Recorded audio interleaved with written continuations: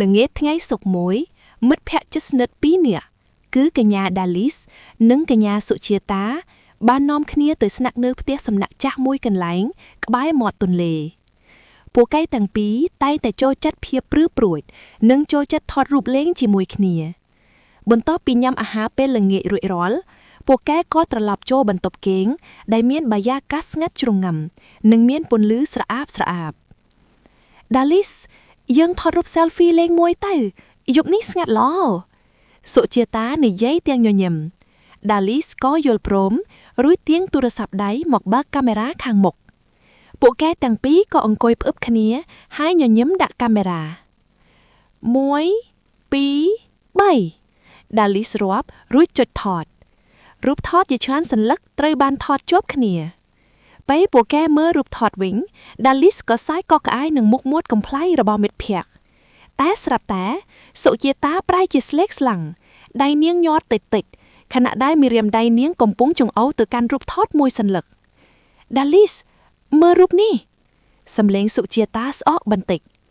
ដាលីសក៏ងាកទៅមើលស្រាប់តែឃើញនៅក្នុងរូបថតនោះមានដៃស្គមស្កាងពណ៌ខៀវស្វាយមួយកំពុងតែលូកមកអោបករបស់នាងយ៉ាងណែនពីក្រោយខ្នងមីរៀមដៃទាំងនោះវែងស្រួចហើយក្រចកមានពណ៌ខ្មៅអ្វីដែលរន្ធត់បំផុតនោះគឺនៅពីក្រោយស្មាម្ខាងរបស់ដាលីសមានភ្នែកម្ខាងក្រហមច្រាលកំពុងសម្លឹងត្រង់មកកាន់កាមេរ៉ាអត់ទេនេះមិនមែនជារូបពិតទេដាលីសប្រហែលទូរស័ព្ទខូចហើយសុជាតានិយាយទាំងបិទភ្នែកជិត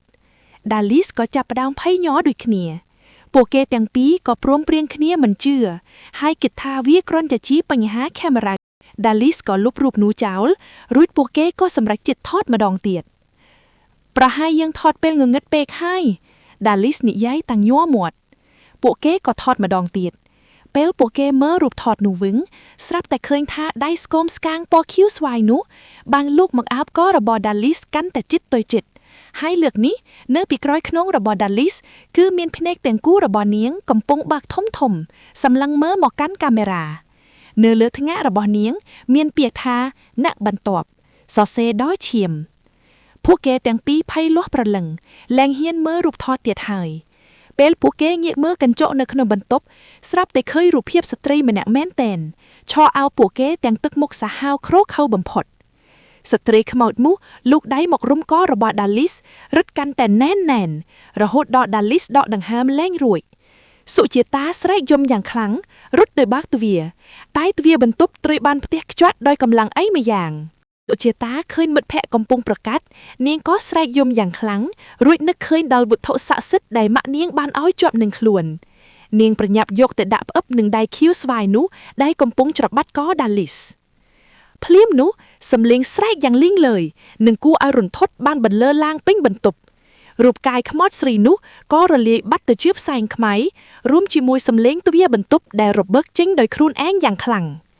សុជាតាប្រញាប់គ្រាដាលីសរត់ចេញពីបន្ទប់នោះទាំងត្រដាបត្រដួលរហូតដល់ចុះមកដល់ជាន់ក្រោមដែលមានមនុស្សអ៊ូអាព្រឹកឡើងអ្នកទាំងពីរបានចាកចេញពីផ្ទះសំណាក់នោះទាំងមិនហ៊ានងាកក្រោយទោះបីជាពួកគេមានជីវិតរស់នៅមែនប៉ុន្តែនៅពេលដែលពួកគេបើកទូរស័ព្ទមើលរូបថត selfie ជុំក្រោយដែលពួកគេបានថតនោះម្ដងទៀតរូបភាពដៃខ្មោចបានបាត់អស់មែន